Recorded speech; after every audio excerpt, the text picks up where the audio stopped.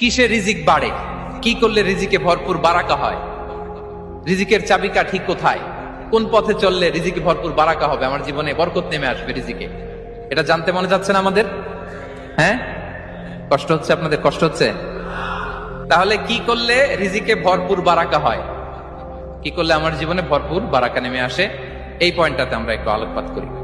যেসব কাজ করলে আমাদের জীবনে রিজিকে আসমানি বারাকা নেমে আসবে, আমাদের রিজিকে আসমানি বারাকা নেমে আসুক, আমরা চাই কি চাই না?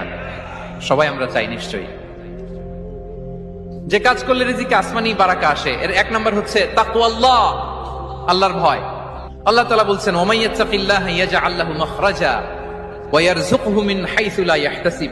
যে আল্লাহকে ভয় করে, যে আল্লাহ সচেতন, আল্লাহ তাকে মাখরাজ, মাখরাজ মানে কি জানেন? ওই যে এক্সিট লেখা না এদিকে, এই এক্সিটকে আরবিতে বলে মাখরাজ, মানে কোথাও আটকাবেন না, বের হওয়ার রাস্তা আছে, কোথাও আটকাবেন না, বের হওয়ার রাস্তা আল্লাহ তাআলা অ্যারেঞ্জ করে দিবেন। You will have the way out from